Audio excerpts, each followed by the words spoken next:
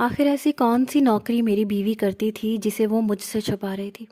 ایسی بھی کون سی نیک عورت ہے جو ذرا سے کام کے ساجدہ کو ہزاروں روپے روز دے دیتی تھی؟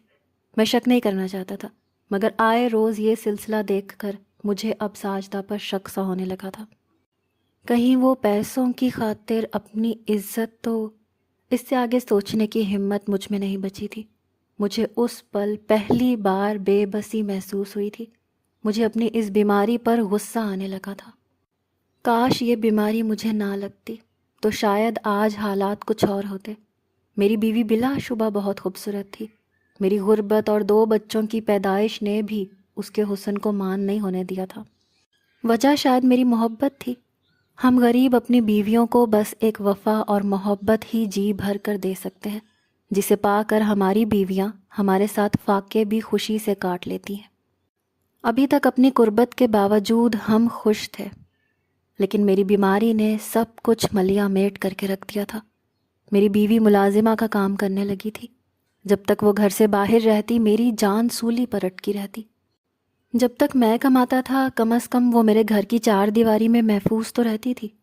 میرا دل جس اذیت سے گزر رہا تھا وہ میں ہی جانتا تھا۔ مجھے ساجدہ پہلے سے کچھ کمزور سی لگنے لگی تھی۔ رات کو وہ بچوں کے ساتھ چارپائی پر سوئی، لیکن صبح اپنے وقت پر نہیں اٹھ پائی۔ اسے بہت تیز بخار ہو گیا تھا۔ شاید روز روز کے کام کاج سے تھک گئی تھی۔ میں نے جب اس کی تپتی ہوئی پیشانی دیکھی تو فکر مند ہو گیا۔ میری بیماری نے میری بیوی کو کملا کے رکھ دیا تھا۔ میں نے بھی اسے نہیں جگایا۔ اب میری طبیعت تو پہلے سے بہتر ہو چکی تھی، لیکن ڈاکٹر نے کام کاج سے منع کیا تھا۔ کہنے لگا کہ جب تک مکمل ٹھیک نہ ہو جاؤ تب تک کام پر مت جانا۔ میں اب یہ کرتا تھا کہ گھر کے چھوٹے موٹے کام خود کر دیتا تھا۔ ابھی بھی میں نے بچوں کو ناشتہ بنا کر کروا دیا، ساجدہ کے لیے بھی چائے بنائی، اسے سہارا دے کر بٹھایا۔ ابھی میں اسے ناشتہ کروا ہی رہا تھا جب دروازے پر دستک ہوئی۔ میرے بیٹے نے دروازہ کھولا تو ایک ہٹا کٹا آدمی باہر کھڑا تھا۔ گرمیوں کا موسم تھا، ہم لوگ صحن میں ہی چارپائی بچھا کر سوتے تھے، اسی لیے سامنے مین دروازہ کھلتے ہی مجھے وہ شخص نظر آ گیا۔ آدھے بازو کی سفید بنیان اور چیک دار دھوتی پہنے، اس کے کپڑے اور ہاتھ خون کے چھینٹوں سے بھرے ہوئے تھے۔ منہ میں پان دبائے اس نے بڑے بے تکلفانہ انداز سے گیٹ کھولا اور اندر آ گیا۔ اسے دیکھ کر میری بیوی ساجدہ کی رنگت فک ہوئی تھی۔ اس شخص نے پہلے مجھ پر ایک سرسری سی نظر ڈالی اور سلام کیا، اور پھر وہ ساجدہ کو دیکھ کر کمینگی سے مسکرایا تھا۔ کہنے لگا، کیا حال ہے؟ آج کام پر نہیں آئی تم؟ یہ کہہ کر اس نے ایک ہاتھ سے اپنی مونچھوں کو تاؤ دیا اور دوسرے ہاتھ میں گوشت کا شاپر میری بیوی کی چارپائی پر رکھ دیا۔ اسے سامنے رکھی دوسری چارپائی پر بیٹھ گیا۔ میری بیوی بری طرح سے سٹ پٹائی تھی۔ کہنے لگی، مالکن سے کہنا مجھے بخار ہے، میں 2 دن کام پر نہیں آ سکتی۔ یہ سن کر اس شخص کے ماتھے پر سلوٹیں پڑی تھیں۔ کہنے لگا، مالکن کا تمہارے بغیر گزارا نہیں ہوتا، یہ تم اچھی طرح سے جانتی ہو۔ تم نہیں آئی تو اس نے مجھے بھیج دیا کہ جا کر ساجدہ کی خبر گیری کر کے آؤ۔ نہ جانے کیوں مجھے اس شخص کی نظریں بری لگ رہی تھیں۔ وہ ساجدہ کو سر سے پیر تک بڑے غور سے دیکھ رہا تھا، اور میرا دل یوں تھا کہ ماہی بیاب کی طرح سے مچل کے رہ گیا تھا۔ وہ کسائی کہنے لگا، مالکن رات کو بخار کی دوا اپنے ملازم کے ہاتھ بھیج دیں گی، کل تک تم بھلی چنگی ہو جاؤ گی، اسی لیے کل سے کام پر آ جانا، ورنہ تم تو جانتی ہو مالکن کے پاس لڑکیوں کی کمی نہیں ہے، خواہ مخواہ تمہاری نوکری چھٹ جائے گی۔ یہ باتیں کرتے ہوئے اس شخص کی نظریں مسلسل ساجدہ پر ٹکی ہوئی تھیں، اور ساجدہ بار بار اپنے چہرے پر آنے والے پسینے کو پونچھ رہی تھی۔ کہنے لگی، کل ضرور آ جاؤں گی، مالکن سے کہنا وہ فکر نہ کریں، آئندہ چھٹی نہیں ہوگی۔ ساجدہ کے لہجے میں نمی کے ساتھ بے بسی بھی گھلی ہوئی تھی۔ وہ کسائی وہاں سے چلا گیا، لیکن میرا دل بے تاب سا ہو کر رہ گیا۔ کسائی کی نظریں، میری بیوی کی بدحواسی مجھے کچھ اور ہی طرف اشارہ دے رہی تھی۔ میرا نام شفق تھا، میں ایک روز دہاڑی کا مزدور تھا۔ میں ڈاکٹر کے پاس سے واپس آ رہا تھا، چند ماہ سے بیمار تھا، اسی لیے سوچا کہ آج ڈاکٹر کے پاس چلا جاؤں۔ لیکن جو خبر ڈاکٹر نے مجھے سنائی، میں بوجھل قدموں سے گھر میں داخل ہوا تھا۔ وجود کمزوری سے ٹوٹ رہا تھا۔ میں گھر آ کر صحن میں بچھی چارپائی پر سر جھکائے بیٹھ گیا۔ تبھی بیوی کمرے سے باہر نکلی، مجھے دیکھ کر تشویش سے پوچھنے لگی کہ کیا کہا ڈاکٹر نے۔ میں اب اسے کیا بتاتا؟ مجھ جیسے دہاڑی دار مزدور کو ڈاکٹر نے کیا تجویز پیش کی ہے؟ میرے پاس تو اتنے پیسے بھی نہیں تھے کہ ڈاکٹر کی بتائی گئی ساری دوائیں ہی خرید سکتا۔ میں نے خاموشی سے اس کی جانب دیکھا، پھر بولا کہ ڈاکٹر نے میری بیماری کا علاج بکرے کا گوشت بتایا ہے۔ اگر میں بکرے کا گوشت روزانہ کھاؤں گا تو میری بیماری بہت جلد دور ہو جائے گی۔ میری بات سن کر بیوی بھی خاموش ہو چکی تھی۔ اس کے چہرے پر تفکر کے گہرے سائے منڈلانے لگے تھے، کیونکہ ہم غریبوں کے پاس اس گوشت کو خریدنے کے پیسے آخر کہاں سے آتے؟ یہاں تو دال کے ساتھ بمشکل 2 وقت کی روٹی سے گزارا ہو رہا تھا۔ میں بالکل بے جان سا وجود لیے بیٹھا تھا، مگر تبھی میری بیوی میرے کندھے پر ہاتھ رکھ کر بولی کہ شفیق، آپ فکر مت کریں، میرے پاس کچھ جمع پونجی پڑی ہے، میں آپ کو اس جان لیوا بیماری سے چھٹکارا دلوا کر رہوں گی۔ اس کی بات پر میں ایک ٹھنڈی سانس بھر کر رہ گیا۔ ڈاکٹر نے مجھے 3 ماہ تک لگاتار گوشت کھانے کا کہا تھا۔ آخر کتنے دن تک میں گوشت کے ذریعے اپنا علاج کر سکتا تھا؟ مجھ میں تو اتنی ہمت بھی نہ تھی کہ دہاڑی پر مزدوری ہی کر سکوں۔ ہم میاں بیوی اور 2 بچے تھے۔ میں مزدوری کرتا تھا تب جا کر میرا گھر چلتا تھا۔ شروع میں جمع کیے گئے پیسوں سے میں گوشت لاتا رہا، جسے میری بیوی خاص میرے لیے بنا کر رکھتی رہی، مگر 2 دن کھانے کے بعد ہاتھ تنگ ہونے لگا۔ میں نے اپنی جیب کو دیکھتے ہوئے دوبارہ گوشت کھانا بند کر دیا۔ چند دن یوں ہی گزرتے گئے اور میری طبیعت کافی خراب لینے لگی۔ اکثر کام کرتے ہوئے میری ناک سے خون آنے لگتا تو کبھی غشی کے دورے پڑنے لگتے۔ میری بیوی میری یہ حالت دیکھ کر کافی پریشان ہو چکی تھی۔ چند ہی دنوں میں سوکھ کر کانٹا ہو گیا تھا۔ مجھے لگا شاید میں اب مزید جی نہیں پاؤں گا۔ میری بیوی نے اپنے پاس جمع کی ہوئی رقم سے اس روز گوشت لے کر آئی، مجھے کھلانے لگی۔ اب تو اس خراب صحت کی وجہ سے میری چھوٹی موٹی مزدوری کی نوکری بھی چھوٹ چکی تھی۔ گھر میں کھانے کے لالے پڑنے لگے تھے۔ میری بیوی کے علاوہ میرے 2 بچے بھی تھے، مجھے ان کے مستقبل کی بھی فکر تھی۔ ایک روز بیوی نے مجھے رات کا کھانا دیا اور خود کمرے سے باہر چلی گئی۔ میں خاموشی سے کھانا کھانے لگا۔ میں نے نوٹ کیا تھا کہ میں جب سے بیمار ہوا ہوں، میری بیوی بچے میرے ساتھ بیٹھ کر کھانا نہیں کھاتے، جبکہ اس سے پہلے ہم سبھی ایک ساتھ ہی رات کا کھانا کھاتے تھے۔ میرے دل میں ایک درد سا اٹھا تھا۔ شاید میری بیماری ایسی تھی کہ وہ لوگ مجھ سے گھن کھانے لگے تھے۔ میرے ساتھ بیٹھ کر کھانا کھانے سے انہیں لگتا تھا کہ کہیں یہ بیماری انہیں بھی نہ لگ جائے۔ مگر یہ غلط فہمی بھی زیادہ دیر تک نہ رہ سکی۔ میں کھانا کھا کر جب خالی برتن لے کر کچن میں رکھنے کے لیے اٹھا تو کچن کے دروازے پر پہنچ کر میرے قدم رکے تھے۔ میں حیرت سے اپنے چھوٹے 3 سالہ بیٹے کو دیکھنے لگا، جو نہ جانے کتنے دنوں کی پڑی سوکھی روٹی کے ٹکڑے پانی میں بھگو رہا تھا۔ جب پانی میں روٹی کے ٹکڑے نرم پڑ جاتے تو وہ انہیں اٹھا کر منہ میں ڈال لیتا۔ میری بیوی کی میری جانب پشت تھی۔ وہ چھوٹے بیٹے کے ماتھے پر بوسہ دے کر بولی، بیٹا بس چند دنوں کی بات ہے، تمہارے بابا جب ٹھیک ہو جائیں گے تو ایک بار پھر تم پانی کے بغیر نرم روٹی کھا لیا کرنا۔ میرا بیٹا بمشکل اس روٹی کے اکڑے ہوئے ٹکڑے کو چباتا ہوا بولا، اماں بابا کب ٹھیک ہوں گے؟ یہ روٹی کھا کھا کر میرا پیٹ نہیں بھرتا۔ ان کی باتیں سن کر بے بسی سے میری آنکھوں میں بے ساختہ آنسو آ گئے۔ میں آگے بڑھا اور اپنے بیٹے کو گلے لگا کر دھاڑے مارتے ہوئے رونے لگا۔ اس سوکھی روٹی سے بھی بدبو آ رہی تھی، نہ جانے کہاں سے میری بیوی اٹھا کر لائی تھی۔ میں نے اپنی بیوی کو وہاں سے اٹھایا اور کہا کہ میرے جیتے جی میرے بچوں کو یتیموں جیسی زندگی مت دو۔ میں نے جتنا جینا ہوا جی لوں گا، مگر اپنے بچوں کو یوں نہیں دیکھ سکوں گا۔ میری بات سن کر بیوی کی آنکھوں میں بھی آنسو بہنے لگے، لیکن مجھے دلاسا دینے لگی۔ پھر بولی کہ اگر آپ اجازت دیں تو میں ایک نوکری ڈھونڈ لوں، کم از کم گھر کا خرچہ تو چلتا رہے گا۔ بیوی کی بات سن کر میری غیرت جاگی۔ میں نے فوراً اسے منع کر دیا اور اگلے روز جیسے تیسے خود ہی کام کے لیے چلا گیا۔ ایک تو شدت کی گرمی، دوسرا جہاں ٹریکٹر میں مٹی ڈالی جا رہی تھی وہاں پانی کا بھی انتظام نہیں تھا۔ میں گرمی کی شدت سے تڑپنے لگا اور زمین پر گر گیا۔ جب ہوش آئی تو اپنے گھر میں اپنے بستر پر موجود تھا۔ مجھے دیکھ کر بیوی روتے ہوئے بولی، کہا تھا نا کہ میں کوئی اچھا سا کام ڈھونڈ لیتی ہوں، آپ نہ جائیں۔ وہ مجھے کئی دلائل دے کر سمجھانے لگی، آخر کیا خود کے ساتھ کرنا چاہتے ہو؟ ابھی مجھے کوئی ملازمت ڈھونڈنے دو، جب تم ٹھیک ہو جاؤ گے تو تم نے ہی کمانا ہے۔ اپنے بچوں کی خاطر میں نے اپنی بیوی کو نوکری ڈھونڈنے کی اجازت دے دی۔ اگلے روز صبح ہی صبح وہ گھر سے نکل گئی۔ میں گھر میں رہ کر اس کے لیے کوئی اچھی نوکری ملنے کی دعا کرنے لگا۔ وہ صبح 9 بجے کی گھر سے نکلی تھی۔ ابھی اسے گئے 3 گھنٹے ہوئے تھے کہ وہ گھر میں داخل ہوئی۔ اسے دیکھ کر میں ایک سرد آہ بھر کر رہ گیا۔ شاید اسے نوکری نہیں ملی تھی، مگر جب وہ کمرے میں داخل ہوئی تو کافی خوش لگ رہی تھی۔ اس نے اپنی چادر کے نیچے سے ایک شاپر نکالا جس میں بکرے کا گوشت تھا۔ میں یہ دیکھ کر دنگ رہ گیا۔ گھر میں تو رقم بھی کوئی خاص موجود نہیں تھی۔ پھر میری بیوی ساجدہ اتنا گوشت کہاں سے لائی تھی؟ ساجدہ میرے پاس آئی، مسکرا کر بولی کہ شفیق، مجھے ایک اچھی سی نوکری مل گئی ہے، اب آپ کے علاج میں کوئی کمی نہیں رہے گی، دیکھنا آپ یہ گوشت کھا کر بہت جلد ٹھیک ہو جائیں گے۔ بیوی کی بات سن کر میں بھی خوش ہو گیا کہ چلو اس بہانے گھر کا کچھ تو خرچہ پانی چلتا رہے گا جب تک میں دوبارہ صحت یاب نہیں ہو جاتا۔ اگلے روز ساجدہ صبح صبح سارے گھر کے کام جلدی جلدی نمٹا رہی تھی۔ دوپہر کا 1 بجتے ہی وہ گھر سے باہر نکل کر چلی گئی۔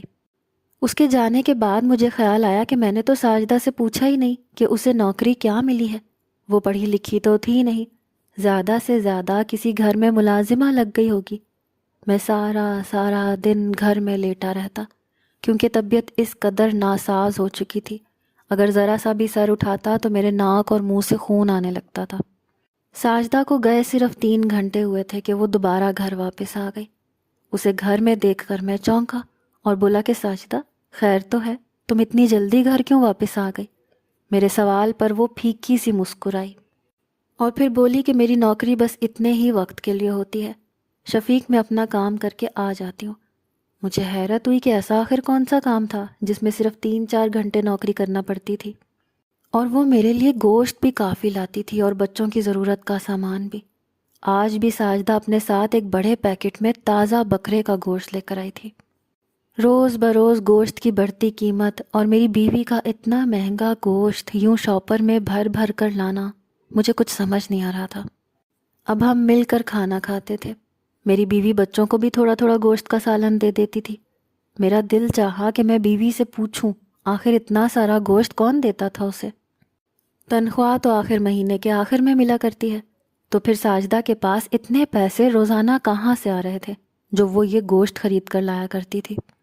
اب تو یہ ساجدہ کا معمول ہی بن چکا تھا۔ وہ روزانہ دوپہر 1 بجے گھر سے چلی جایا کرتی۔ جب واپس آتی تو اس کے ساتھ ڈھیر سارا بکرے کا گوشت ہوتا۔ میں پچھلے 2 ہفتوں سے وہ گوشت کھا رہا تھا۔ میری طبیعت اب کچھ سنبھلنے بھی لگی تھی، مگر اس ایک سوال نے تو گویا میرا چین چھین لیا تھا۔ آج جب بیوی گھر لوٹی تو ایک بات مجھے بڑی عجیب لگی۔ وہ کافی تھکی تھکی لگ رہی تھی۔ اس نے گوشت چولہے پر چڑھایا اور آ کر بستر پر لیٹ گئی۔ اس کے چہرے سے تھکن کے آثار نمایاں تھے، اور آج تو گوشت بھی پہلے سے زیادہ مقدار میں لے کر آئی تھی۔ تبھی میری نظر اس کی قمیض پر پڑی۔ وہ نشان دیکھ کر میرے ذہن میں کئی سوالات نے جنم لیا تھا۔ اس کی سادی سی قمیض پر کئی داغ لگے تھے۔ اگر میں بیوی سے سوال کرتا تو نہ جانے وہ میرے بارے میں کیا سمجھتی۔ میں نے اپنے تمام تر سوالات دماغ میں ہی دبائے رکھے، مگر اب میرا تجسس بڑھ چکا تھا۔ وہ میری دیکھ بھال کر رہی تھی، میری بیوی کا مجھ پر احسان تھا، مگر میں اب اس سے پوچھنا چاہتا تھا کہ آخر ایسی کون سی نوکری ہے جو وہ 3-4 گھنٹے کر کے آتی تھی اور اس کے بدلے اسے اتنا سارا گوشت مل جایا کرتا تھا۔ اس کے علاوہ گھر کے سارے اخراجات وہ پورے کر رہی تھی۔ میری دوائیں ختم ہونے سے پہلے وہ لے آتی تھی، کبھی کبھی تو مجھے پھل بھی لا کر دیتی تھی، ڈاکٹر کے پاس بھی باقاعدگی سے لے کر جاتی تھی۔ اتنے کم وقت کے اتنے سارے پیسے آخر اسے کون دیتا تھا کہ وہ یہ سب کر سکے؟ بڑے بڑے تعلیم یافتہ لوگ بھی چند گھنٹوں میں اتنا نہیں کماتے ہوں گے جتنے پیسے ساجدہ کمانے لگی تھی۔ میرا دل بے چین نہ ہوتا تو اور کیا ہوتا۔ آج بھی جب وہ گھر واپس آئی تو میں نے اپنائیت سے اسے اپنے قریب بیٹھنے کا کہا، اور پھر چند باتوں کو ادھر ادھر کرنے کے بعد بولا کہ ساجدہ، تم کہاں نوکری کرتی ہو؟ میرا سوال سن کر اس کے چہرے پر ایک ساتھ کئی رنگ آ کر گزرے تھے۔ وہ فوراً میرا ہاتھ اپنے ہاتھ سے چھڑا کر ہڑبڑاتے ہوئے دوسری جانب دیکھنے لگی۔ میں نے دوبارہ سوال کیا کہ ساجدہ، تم نے بتایا نہیں تم کہاں نوکری کرتی ہو؟ کون دیتا ہے تمہیں اتنے پیسے کہ تم یوں میرے لیے روزانہ اتنا مہنگا گوشت لے کر آتی ہو، یہاں تک کہ بچوں کی بھی اچھی طرح سے دیکھ بھال کر رہی ہو؟ ان کی ہر خواہش تم پوری کرتے نہیں تھکتی۔ میرے سوال پر وہ نظریں جھکا گئی۔ کہنے لگی ایک امیر عورت کے گھر پر صفائی کرتی ہوں، وہ بڑی نیک اور دیالو قسم کی عورت ہے۔ میں نے اسے اپنی مجبوری بتائی تو وہ کہنے لگی کہ تم فکر نہ کرو، میں تمہیں روز پیسے دے دیا کروں گی۔ یہ کہہ کر نہ جانے کیوں وہ رونے لگی۔ اسے روتا دیکھ کر مجھے حیرت ہوئی۔ میں اسے چپ کروانے لگا تو وہ بولی کہ شفیق، میرے لیے آپ سے اور بچوں سے بڑھ کر اپنی ذات بھی نہیں ہے۔ بس جو بھی کر رہی ہوں میں آپ کی جان بچانے کی خاطر کر رہی ہوں، تاکہ آپ اور میرے بچے اچھی زندگی گزار سکیں۔ لیکن پتہ نہیں کیوں مجھے ساجدہ کی باتوں میں صداقت نہیں لگ رہی تھی۔ وہ اٹھ کر وہاں سے جا چکی تھی۔ پھر کچھ دن کے بعد میرے گھر ایک کسائی گوشت لے کر آیا، جو کہ میری بیوی ساجدہ کی مالکن کو گوشت دیتا تھا اور اس کا پرانا جاننے والا تھا۔ وہ خود بھی اسی سے گوشت لیتی تھی اور ساجدہ کو بھی کہتی تھی کہ جتنا گوشت اسے چاہیے وہ اس کسائی سے لے لے۔ جب وہ کسائی آ کر گیا تھا میرا دل بے چین سا ہونے لگا تھا۔ مرد اپنی بیوی پر ہر اٹھنے والی نظر کو پہچان جاتا ہے، اور کن نظروں سے وہ ساجدہ کو دیکھ رہا تھا۔ میرا تو جی چاہ رہا تھا اس کمینے کا منہ نوچ لوں، لیکن میری بے بسی مجھے اس بات کی کہاں اجازت دیتی تھی۔ میری بیماری نے مجھے کہیں کا نہیں چھوڑا تھا۔ میں مرنا چاہتا تھا۔ میرے پیچھے میری بیوی بچوں کا کوئی سہارا نہ تھا، کیونکہ ساجدہ ایک یتیم خانے میں رہتی تھی۔ میں وہیں سے اسے نکاح کر کے لایا تھا۔ میرا بھی کوئی نہ تھا۔ والدین بچپن میں ہی میرے وفات پا چکے تھے۔ ایک چچا نے پالا تھا۔ 15 سال کی عمر میں ہی اس نے مجھے الگ کر دیا تھا کہ اپنے بچوں کو پالوں یا تمہیں۔ میں نے تبھی سے مزدوری کرنی شروع کر دی تھی۔ ایک کرائے کا چھوٹا سا ایک کمرے کا گھر لے لیا تھا۔ میری گزر بسر اچھی ہو رہی تھی، لیکن بس اس ایک بیماری نے میری زندگی کو اس موڑ پر لا کر کھڑا کر دیا تھا کہ میں ایک اذیت سے دوچار ہو چکا تھا۔ رات دن مجھے بس اب یہی خیال ستانے لگا کہ نہ جانے ساجدہ ابھی تک کیوں نہیں آئی۔ پہلے مجھے اس کے یہ 4 گھنٹوں کا کام اس کی تنخواہ سے کم لگتا تھا، لیکن جب سے وہ کسائی گھر آیا تھا میرا دل کسی پل چین میں نہیں ہوتا تھا۔ جب تک ساجدہ گھر سے باہر ہوتی میں بار بار گھڑی کی سوئیوں کی جانب ہی دیکھتا رہتا۔ مجھے لگتا تھا وقت رک گیا ہے یا بہت ہی سست رفتاری سے چل رہا ہے۔ میں اپنی اس اذیت کو سہ نہیں پا رہا تھا۔ میرے دل میں طرح طرح کے خیالات آنے لگے تھے جو میری جان نکالے ہوئے تھے۔ میں نے ٹھان لی تھی کہ اب ہر حال میں یہ پتہ ضرور لگا کر رہوں گا کہ آخر وہ کون سا کام ہے جسے کر کے میری بیوی اتنے زیادہ پیسے کما رہی تھی۔ اگلے روز ساجدہ میرے بڑے بیٹے کو بھی اپنے ساتھ لے گئی۔ جب وہ دونوں چند گھنٹے بعد واپس آئے تو میرے بیٹے کے ہاتھوں میں کھلونے تھے۔ اتنے مہنگے کھلونے تو میں اسے کبھی بھی نہیں دلا سکتا تھا۔ میری بیوی اور بیٹا بہت خوش دکھائی دے رہے تھے۔ میرے بیٹے نے چھوٹی بیٹی کو بھی وہ کھلونے دیے۔ اب وہ دونوں ان کھلونوں سے کھیلنے لگے، خوش تھے، اور میری بیوی انہیں خوش ہوتے ہوئے دیکھ رہی تھی، اور میں اس کے چہرے کو پرکھ رہا تھا جو مرجھایا ہوا اور ستا ہوا لگ رہا تھا۔ نہ جانے میں اس کے چہرے پر کیا کھوجنے کی کوشش کر رہا تھا۔ ایک دم ہی اس کے چہرے کی مسکراہٹ غائب ہوئی تھی۔ وہ گہری سوچ میں چلی گئی۔ ایک اذیت تھی جو اس کے چہرے پر رقم تھی۔ رات بھر میں بے چینی سے کروٹیں بدلتا رہا۔ صبح میرے صبر کا پیمانہ لبریز ہو چکا تھا۔ جب ساجدہ کام کے لیے نکلی میں نے بچوں کو گھر میں لاک کیا، باہر دروازے پر تالا لگایا اور ساجدہ کا پیچھا کرنے لگا۔ وہ چادر سے چہرہ چھپائے تیز تیز چل رہی تھی۔ میں بھی اس کی رفتار سے چل رہا تھا۔ میرا دل اس وقت ایک انجانے سے خوف میں مبتلا تھا۔ میری دھڑکنیں اس وقت رکتی ہوئی محسوس ہوئیں جب ساجدہ کسی بھی مالکن کے گھر کے بجائے اس کسائی کی دکان کے پاس جا کر کھڑی اسے دیکھ رہی تھی۔ وہ ایک کمینگی سی مسکراہٹ چہرے پر سجائے اسے اندر کی طرف جانے کا اشارہ کرنے لگا۔ میری بیوی اس کی دکان کے اندر بنے کمرے میں چلی گئی۔ وہ کسائی اس وقت گوشت کاٹ رہا تھا۔ اب وہ تیزی سے گوشت کاٹ کر اپنے گاہکوں کو دینے لگا، اور ہر نئے آنے والے گاہک کو کہتا کہ کل آنا، آج اسے کہیں جانا ہے۔ میرا دل یوں تھا کہ کسی نے مٹھی میں دبوچ لیا ہو۔ کچھ ہی دیر میں سب گاہک جا چکے تھے۔ وہ کسائی کمرے میں گیا اور 2 منٹ بعد ہی ساجدہ اس کے ساتھ باہر آ گئی۔ عین اسی وقت اس کی دکان کے باہر ٹیکسی آ کر کھڑی ہوئی، اور وہ کسائی ساجدہ کو اس ٹیکسی میں بٹھا کر وہاں سے چلا گیا۔ میں نے بھی ایک رکشہ کیا اور اس ٹیکسی کا پیچھا کرنے لگا۔ وہ ٹیکسی ایک ہاسپٹل کے پاس جا کر کھڑی ہوئی تھی۔ یہ دیکھ کر میرا دل پھر ڈوبنے لگا کہ کیا اس شخص نے میری بیوی کے ساتھ بدکاری کی ہے اور کیا وہ حاملہ ہو چکی ہے؟ مجھے یاد آنے لگا کہ ساجدہ کچھ دنوں سے سر چکرانے اور جی متلانے کی شکایت کر رہی تھی۔ مجھے تو اپنا سانس رکتا ہوا محسوس ہو رہا تھا۔ ایک مرد کے لیے شاید اس سے بڑی اذیت اور کوئی ہو ہی نہیں سکتی جو اس وقت میں سہ رہا تھا۔ میں مرے مرے قدموں سے اندر داخل ہوا۔ ساجدہ اس کسائی کے ساتھ ایک کمرے میں داخل ہوئی۔ میں نے دروازے کے باہر لگے شیشے سے جھانک کر دیکھا تو وہاں ایک عورت فولڈنگ بیڈ پر لیٹی ہوئی تھی۔ ڈاکٹر بھی موجود تھا۔ وہ کسائی اس عورت کے پاس جا کر کھڑا ہو گیا، روتے ہوئے اس عورت کے ماتھے پر بوسہ دینے لگا۔ اس وقت میں چونکا جب ایک نرس کی آواز میرے عقب سے آئی۔ میں نے پلٹ کر دیکھا تو وہ اندر جانے کے لیے مجھ سے کہہ رہی تھی کہ میں دروازے سے پیچھے ہٹ جاؤں۔ میں نے اس نرس سے پوچھا کہ اندر کون سی مریضہ ہے۔ وہ کہنے لگی کہ ایک کسائی کی بیوی ہے، اس کا جگر ختم ہو چکا ہے اور اس کا شوہر اس کا ٹرانسپلانٹ کروانا چاہتا ہے۔ اس کے لیے ایک عورت کو اکثر ہی وہ اس ہاسپٹل میں لاتا ہے، اس کے ٹیسٹ کرواتا ہے، بس چند ہی دنوں میں آپریشن ہے۔ یہ کہہ کر وہ نرس کمرے میں چلی گئی۔ تو کیا ساجدہ اس کی بیوی کو اپنا جگر کاٹ کر دے رہی ہے؟ میری آنکھوں سے آنسو جاری ہو گئے۔ میری بیوی میری خاطر کس حد سے گزر رہی تھی اور میں کیا سوچ رہا تھا؟ کچھ دیر بعد ہی ساجدہ کمرے سے باہر آئی تو مجھے سامنے دیکھ کر ششدر سی رہ گئی۔ میں نے کہا کہ میں سب کچھ جان چکا ہوں۔ وہ رونے لگی، کہنے لگی مجھے اس قربانی سے منع مت کیجیے گا۔ میں نے آپ کی زندگی بچانے کے لیے ایک عورت کی زندگی بچانے کا وعدہ کر لیا ہے۔ پھر وہ کسائی اپنی بیوی سے بہت محبت کرتا ہے، آپریشن سے پہلے ہمیں 10 لاکھ بھی دے گا۔ ساجدہ میری منت کر رہی تھی، میں نے اس بات سے انکار نہیں کیا۔ کچھ دن بعد ایک کامیاب آپریشن ہو چکا تھا۔ میری ساجدہ بالکل ٹھیک تھی اور اس کسائی کی بیوی بھی بچ گئی تھی۔